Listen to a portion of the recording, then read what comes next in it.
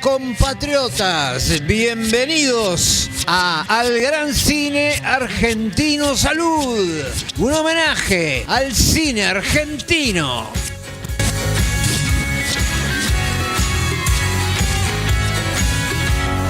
Y si te caben estos videos, no dejes de ponerle me gusta y suscribirte al canal. ¡Muerte a los salvajes unitarios!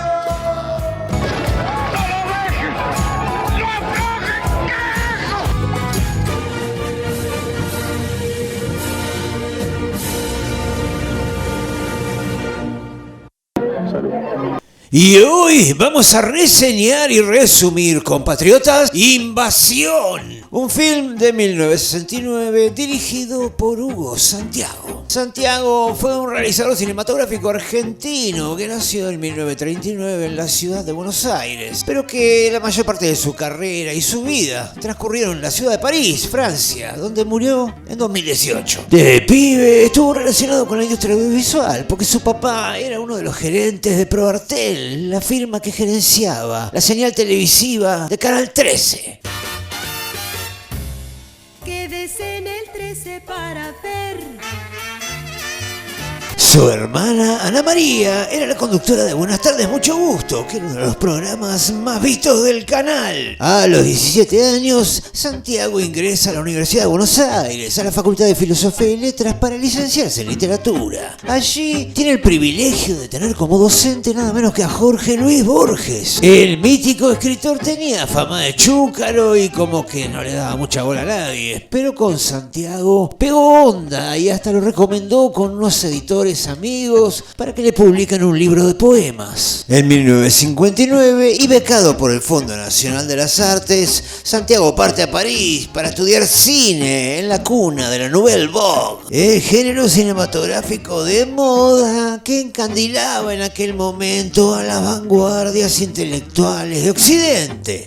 No digas si te Santiago, recién llegado, se hace amigo de los grandes. Por ejemplo, traba relación con uno de los pioneros del surrealismo, el célebre poeta y dramaturgo Jean Cocteau, a través de quien conoce a uno de sus ídolos cinematográficos, el realizador Robert Bresson, uno de los padres de la Nouvelle Vague, director de El carterista, Diario de un cura rural o Al azar Baltasar, entre otras. Durante años, Santiago formó parte del equipo de producción de Robert Bresson y fue asistente de dirección en 1963 en El proceso de Juana de Arco. En 1967, Santiago decide volver a Buenos Aires y poner manos a la obra en su primer largometraje, Invasión. En un primer momento, Santiago les propuso a Adolfo Bioy Casares y a Jorge Luis Borges que escribieran el guión sobre una idea propia, pero ambos escritores rechazaron caballerosamente el convite. Tengo fiaca, ¿tan grave te parece?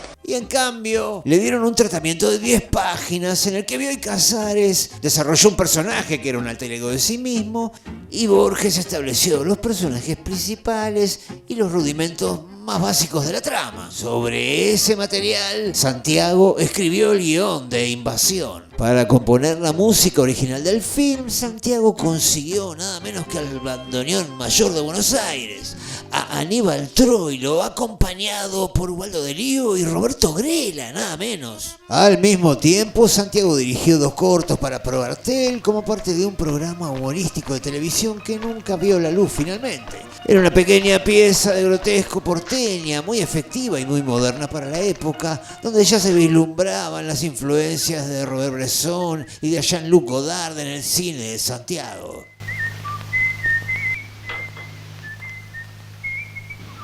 Compro chapa de zinc acanalada, nueva y usada. ¿El taller de su tío Juan?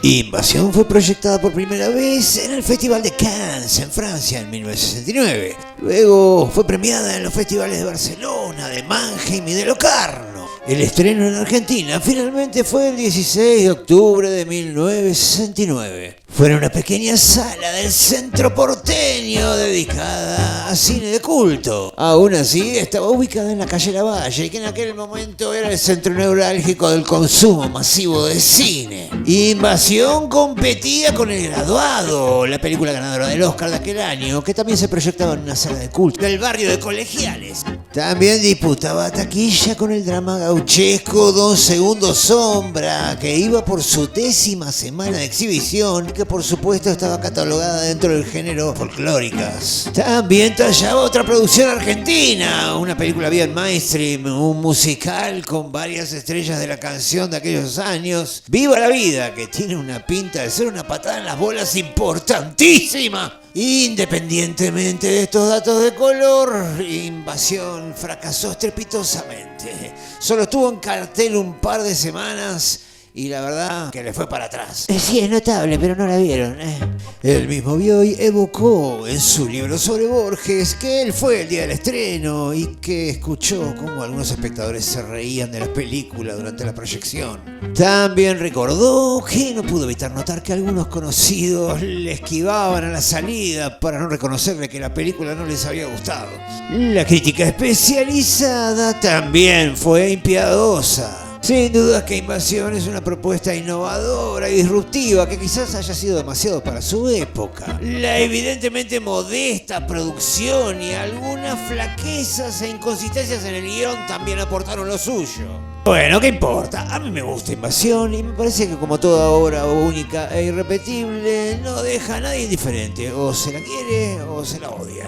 Corta. Lo que se le criticó en su momento, por ejemplo, fue que la película era lenta y que no pasaba nada. Pero esa crítica era una tontería, porque la película no es lenta para nada y pasa de todo. Los más haters directamente le criticaban que no se entendía nada en la película. Esto es más entendible porque Invasión era una película adelantada a su época y planteaba algo bastante parecido a una distopía, algo raro para ese momento. Así que es entendible que eso haya desorientado a las audiencias en aquel momento. Pero bueno, ponele onda, chabón. La propia Olga Zubarry admitió años después en un reportaje que ella filmaba lo que le decían porque leía el guión y no entendía nada de qué pasaba en el relato. También desconcertó y fue objeto de carcajadas el castellano que durante algunos pasajes de la película utilizaban algunos personajes. Bueno, ahora que estamos conversando, me atreveré a confiarle que yo también frecuento la soledad. Pero entonces, ¿de qué va Invasión? Se trata de un relato trágico y heroico, obviamente con una impronta netamente borgiana, pero que también recuerda a la mitología griega. La ciudad de Aquilea está siendo invadida. Los invasores son gente joven y se visten de blanco, mientras que los que resisten la invasión es gente más madura y se viste con ropa oscura. Ambos bandos disputan y les va la vida en ello. Una guerra sorda. ¿Por qué decimos una guerra sorda? Porque el resto de la sociedad parece narcotizada o lobotomizada. Los que no combaten no registran que hay un combate en curso. Queda claro desde el principio que los invasores no son alienígenas, así que no es un film de ciencia ficción, olvídense. Nunca queda claro quiénes son o de dónde vienen los invasores, a quiénes responden o qué fin persiguen en última instancia. Lo único que se puede colegir y que se cae de maduro es que si están invadiendo son extranjeros. Sin embargo, durante el relato no se hace mención a países, a banderas, no aparecen policías ni militares, ni se habla de ningún gobierno. Había un mensaje político oculto dejado por Santiago Borges en el relato. Hagamos un poco de contexto histórico. En el gobierno, y como era moneda corriente en aquellos años, había una dictadura militar. En este caso, la del general Juan Carlos Onganía. Una dictadura de mano dura que mantenía la proscripción del peronismo vigente desde 1956, pero que ya empezaba a tambalear por las protestas sociales, sindicales y estudiantiles. En ese sentido y a su manera, el relato se anticipa a la realidad de la década del 70, cuando aparecieron las organizaciones armadas de extrema izquierda. Queda claro además que ni Bioy, ni Borges, ni Santiago fueron peronistas, así que la película no es una elegía al peronismo, obvio.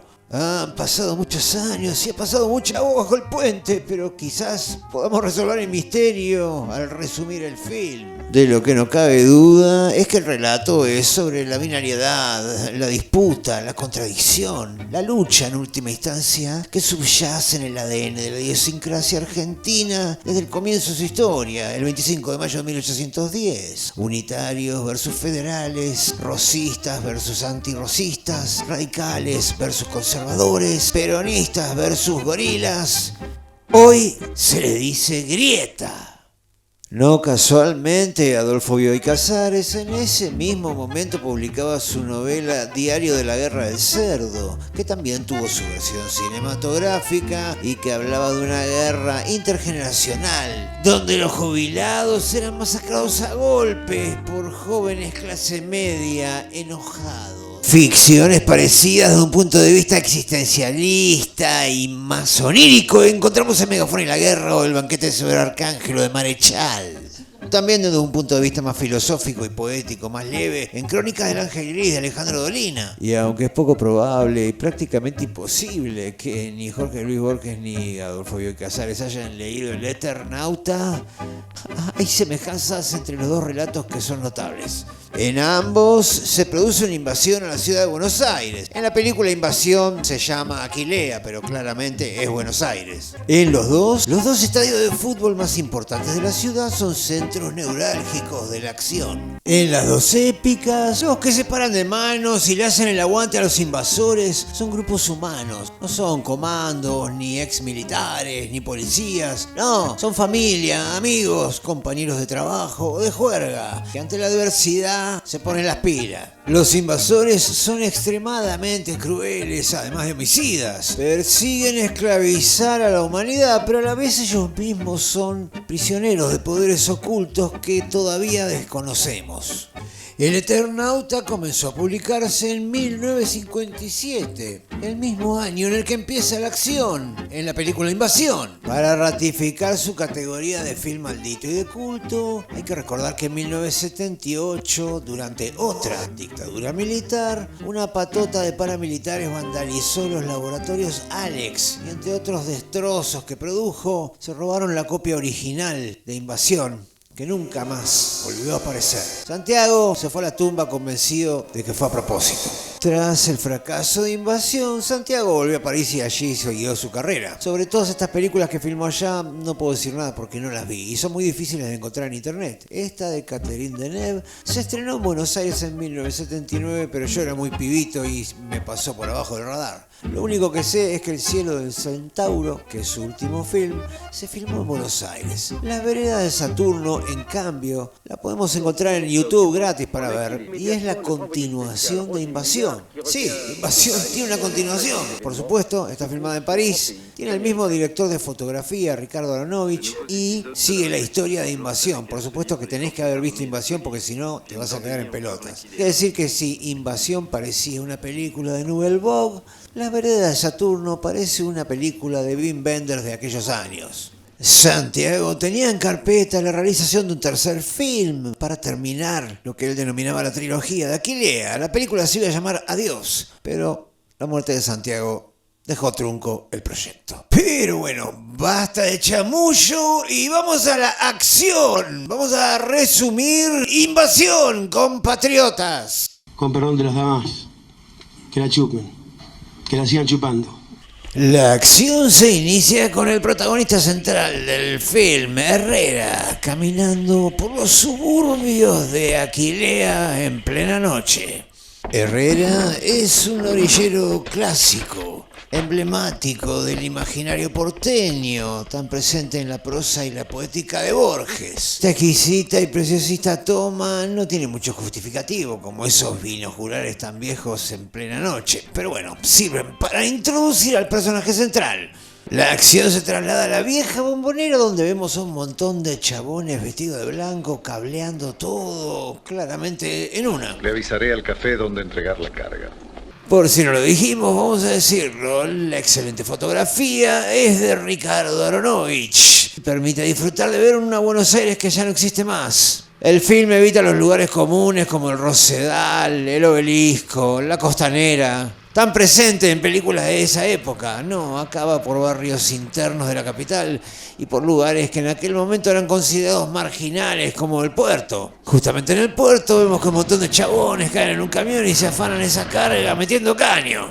Sobreviene entonces la famosa escena donde todos se mataron de risa por cómo hablaban castellano los que protagonizaban la escena. Para mí que el domingo ganamos la copa. Como siempre va a haber que jugar contra los jueces. Hombre, que no, desarrollará a nuestros delanteros. Convenga usted que el equipo será visitado con la mayor solvencia. Bramante sabe lo que se trae entre manos. Correcto. Aquí lo tienen en foto, Bramante. Dichosos los ojos, don Porfirio. Es verdad. No sé por qué el lumbago me dedica tanta atención. Don Porfirio, usted con su criterio anticuado, ¿qué pálpito formula para el domingo? No sé, el que quieran ustedes. Vamos, don Porfirio. El jubilado parece que le sigue la corriente, pero en realidad le chupa un huevo todo. Y además parece que en algún momento fue bastante picante. Me va a tener que disculpar. Ando un poco apurado. Cuestión que mientras lo vemos que pasa entre un toro y un gordini, el viejo vive en una pensión, habla con el gato. Wenceslao N. me va a tener que disculpar. Ando un poco apurado. Y atraviesa un sistema de anillos de seguridad consistente en puertas de pensión de madera y vidrio. Tantos años sin salir de las vísperas. Ahora ellos están por entrar. 10 hoy. Mejor así. Uno se cansa de esperar. Voy para allá, don Porfirio. Con esas escuetas palabras queda claro que don Porfirio hablaba de los que afanaron eso en el puerto y que dirige una organización y que lo convoca Herrera. Aparece Irene, que es el único personaje femenino de la historia. Es además el personaje más afrancesado, el que más parece sacado de una película Nouvelle Vogue. Con Herrera, aparentemente, ninguno sabe qué hace el otro. Le cuento un secreto. A mí me gusta jugar a los misterios. Sí, muy misterioso todo, pero el tipo guarda en el costurero de la casa un chumbo y las balas. Medio que es un secuestro, ¿no? En este breve plano de detalle hay un pequeño chiste, porque Rayuela y El Hacedor no habían sido editados todavía en 1957. Parece una humorada de Borges. Pero volvemos a la acción. Herrera sale y detrás de él sale Irene, que empieza a recorrer la ciudad y se cruza con gente random que le va dando papelitos por el camino. Después aparece en una oficina extraña, como una dependencia oficial, donde cambia todos esos papelitos por un aparato extrañísimo que luego se le da a un grupo de jóvenes. Entra en escena Bill Drack, un farmacéutico también convocado por don Porfirio, al que lo único que le importa es que su mujer no descubra su doble vida. Está bien, don Porfirio, ahí estaré. Quédese tranquilo. Si mi mujer pregunta por mí, dígale que fui a poner una inyección. Cuando sale para ir a encontrarse con don Porfirio, la ve a Irene, a quien evidentemente conoce con unos jóvenes en una, y bueno, nada, queda ahí. Mientras tanto, en la baticueva de don Porfirio, el jubilado le explica a Herrera cómo viene la mano. Van a meter un comando en la ciudad. Recibirán las órdenes en este café del puerto. ¿Quiere que los pare? Ahí no vas a poder. Por el café no te aparezcas.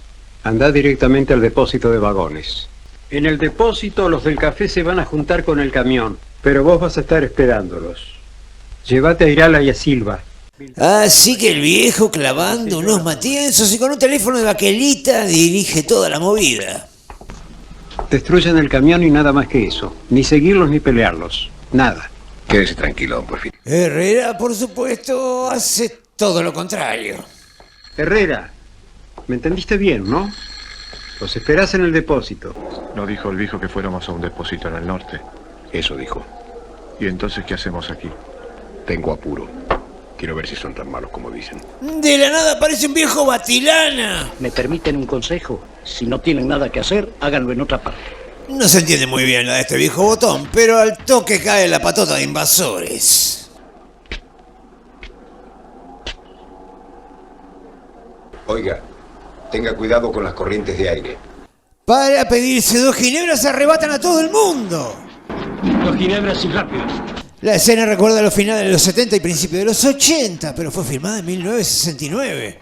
Excepto Herrera y sus amigos, nadie del bar se da por aludido y nadie parece registrar lo que pasa. Usted debe saber dónde está el depósito de vagones. Puede ser. En otra escena que recuerda a la dictadura de 1976, pero filmada en 1969, se lo llevan detenido a Herrera, que los hace pasear por todo Buenos Aires como taxista con turista desprevenido. ¿Dónde nos trajo, amigo? No sabía que la calle estaba cortada. Realmente no hay un justificativo para que los tipos no sepan dónde estaba el depósito de trenes. Pero bueno, vamos a dejarlo pasar. Bastante boludos son. La cuestión es que Herrera se escapa, finalmente. Llega al depósito de trenes Mentao y se encuentra con el farmacéutico Vildrac, y al mismo tiempo aparecen los que se afanaron la carga en el puerto para entregársela. Pero los tipos se dan cuenta que Vildrac y Herrera no son invasores, sino todo lo contrario. Y se toman el buque. En eso aparece uno de Rappi. Y Vildrac le pone unos billetes y le saca la moto. Yo preciso esta moto y vos precisás 5.000 pesos. Tranquilamos, bajate. Herrera y el de la veloneta se suben a los techos de los trenes y ven como una hilera de camiones de invasores están esperando fuera de la ciudad la orden para ingresar. No se impaciente, va a volver a sonar. Don Porfirio sigue cebando unos amargos y hablando con el gato y atendiendo el teléfono.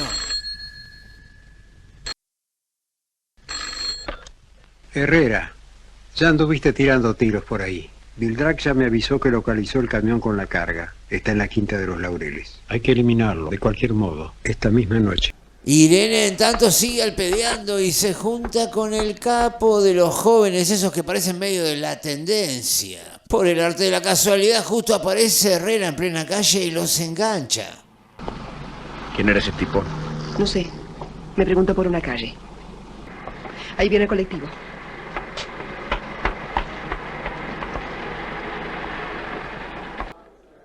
A la noche vemos como en el cafetín se junta el grupo que combate a los invasores. Conocemos a más miembros y vemos que en general son todos tipos como oficinistas, mayores, todos vestidos de oscuro, todos muy formales. Así conocemos al personaje que Bioy Casares escribió inspirándose en sí mismo, un viejo re chamullero que lo único que quiere es levantarse minas. Nada de suspicacias. Esta noche te seré fiel. La mina lógicamente nunca le creyó nada. La amistad es una pasión tanto más lúcida que el amor. Aquí me tienen. Confirmado, es un viejo chamullero. Sigue la noche de copetines y el fisura del grupo, el doctor Silva, agarra una vihuela y se toca una milonga.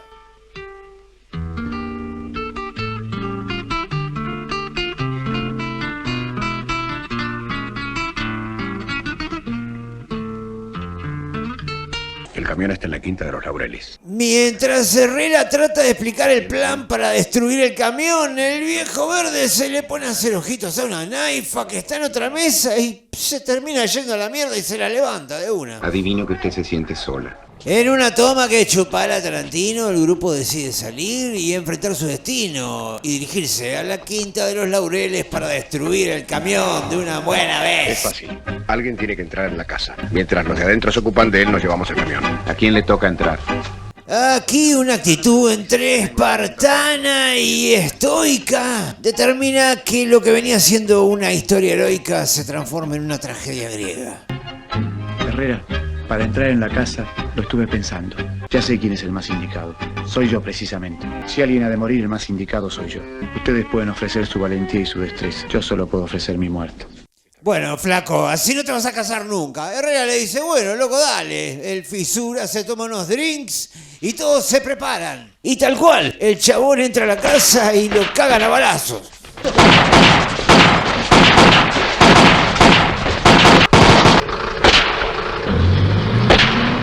El fisura y Herrera se afanan el camión y huyen, pero Vildrac, el farmacéutico, se come un par de corchazos que al cabo resultarán letales. ¡Aquí! Parece que el fisura y Herrera se salieron con la suya, pero por escabiar se pone la chata de sombrero.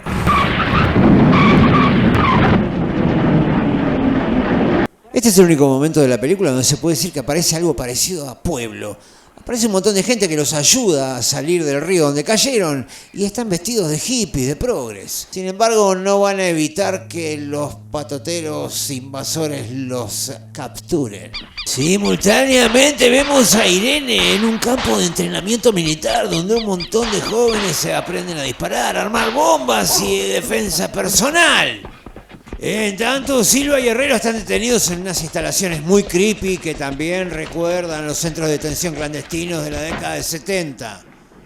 A Herrera lo interrogan en una sala más moderna y quizás así podamos descubrir qué quieren los invasores. Pero ¿quién es el hombre que lo manda? No se haga el que no entiende. Alguien habrá que piensa por usted. Vamos a ver, ¿quién es el jefe? ¿Cuántos son ustedes? ¿Dónde están las armas?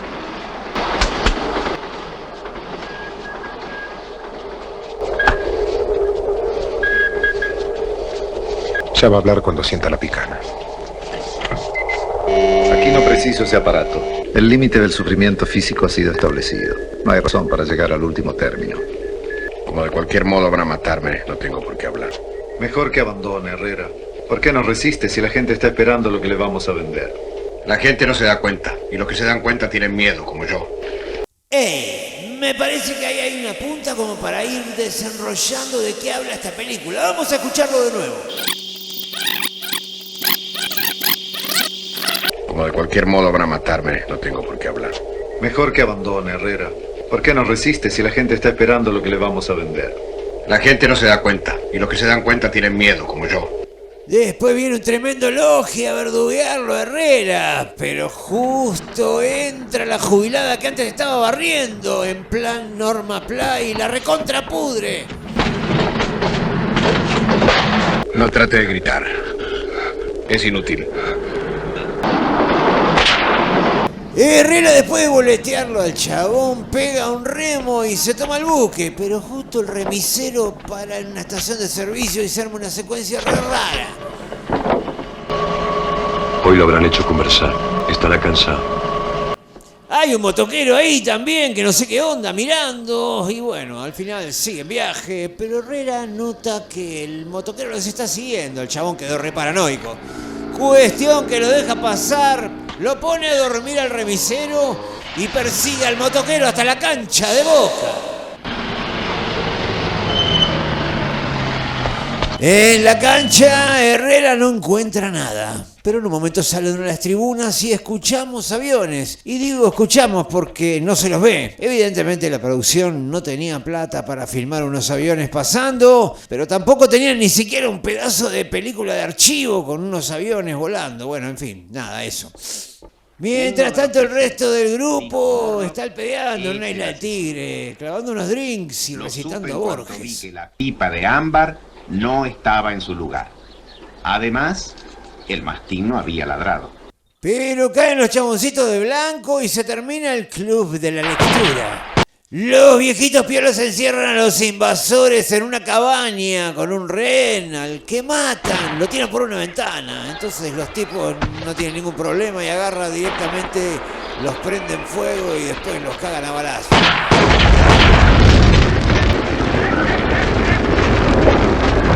¡Cachorro!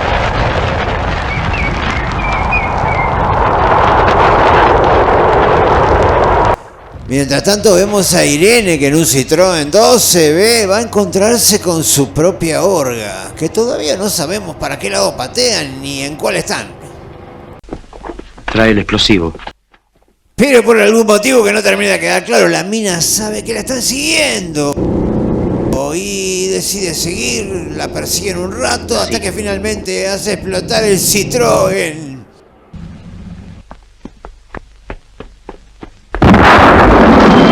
Irene escapa del Valiant y se mete en un barrio re picante. La cuestión es que vuelve a la casa para aclarar las cosas con Herrera, pero nada queda claro. Julián, no te pido que me cuentes en lo que andás, pero sé que son cosas que te importan más que yo. ¿De dónde venís, Irene? Tengo que ir a un velorio. Es el velorio del farmacéutico Vidrac y ahí don Porfirio tiene nuevas órdenes para el grupo, o lo que va quedando de él. Ustedes dos vayan al Hotel Unión, en la frontera noroeste. Entiéndanse con don Cesario, el patrón. Él tiene guardadas las cosas. No, vos andás precisando un buen descanso. Acá hay otra escena que es bastante what the fuck, porque no se entiende, vamos a pasarla rápida. El pibe, lo mira, vuelve corriendo por donde venían y se sube a un andamio, a un edificio. Bueno, asumimos que es una terraza, pero no sabemos por qué se esconde. Y aparece Irene, tampoco sabemos por qué. No sé. Y mata a uno con un palo, qué sé yo. Bueno, y aparece este chabón con un fierro, enfierrado. O sea, nada tiene explicación. Debe ser que acá falta un cacho de película o algo así. Si no, no se entiende. Bueno, cuestión que el chabón vuelve a bajar, vuelve a caminar por donde venía.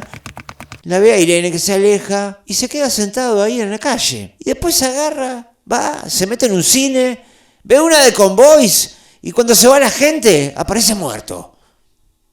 En fin.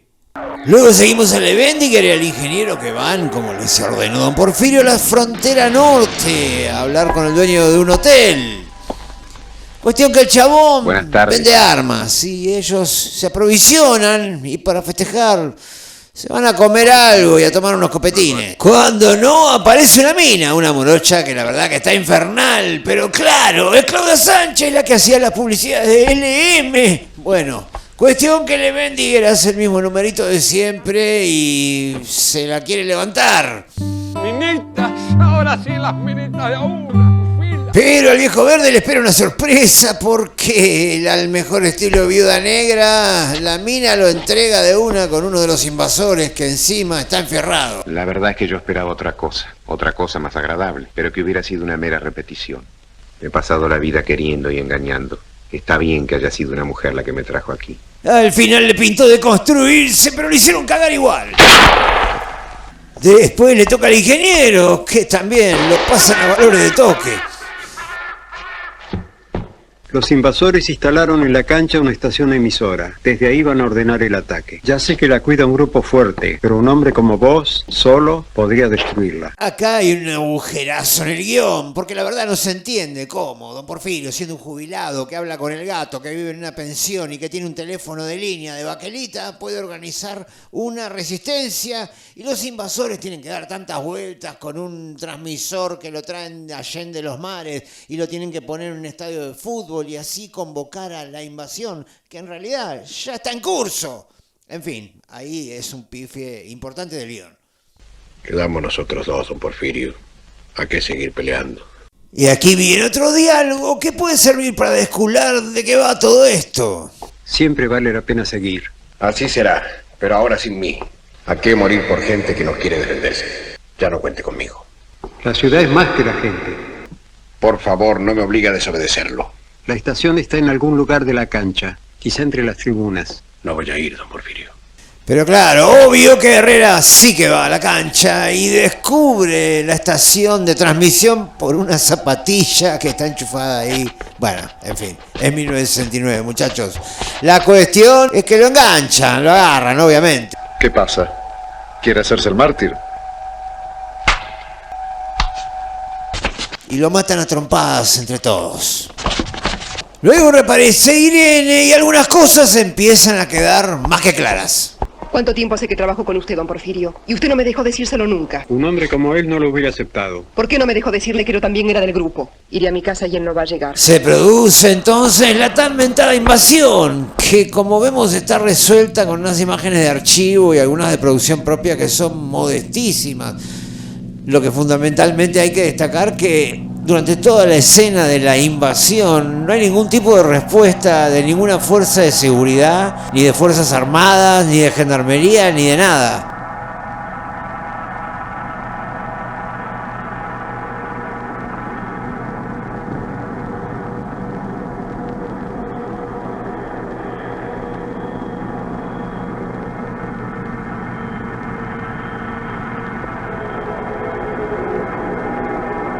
Don Porfirio queda solo y penando, y el colmo es que los chabones lo llaman por teléfono para redescansarlo.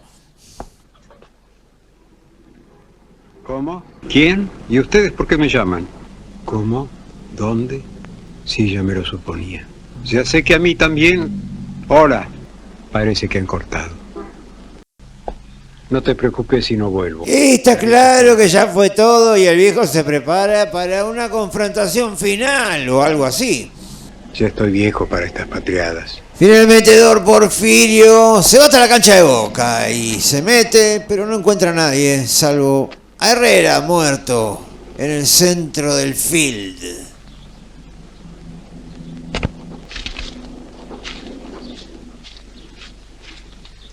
Claro. Yo sabía que vos no fallás.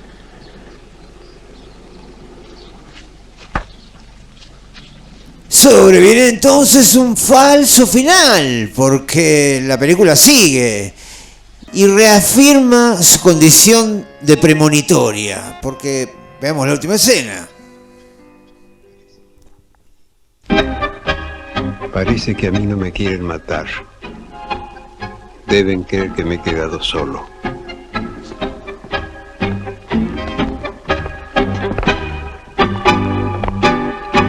Tantos años estuve preparándolos. Ellos ya están adentro. Ahora la resistencia empieza. Ahora les toca a ustedes, los del sur.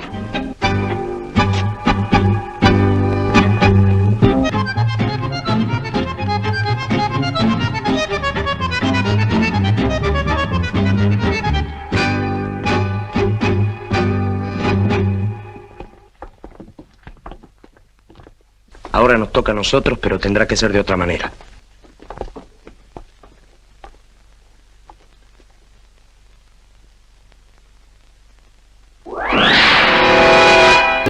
Y eso ha sido todo, compatriotas. Si les gustó el video, no dejen de ponerle me gusta, no dejen de suscribirse al canal y en la caja de descripción del video les dejo links para que puedan ver el film completo remasterizado, así como investigar los artículos en los que nos basamos para hacer este video. Además, una dirección de mail para que nos envíen sus críticas, sus elogios, sus sugerencias, sus pedidos y sus colaboraciones. Así que, compatriotas, hasta la próxima edición de Al Gran Cine Argentino. ¡Salud!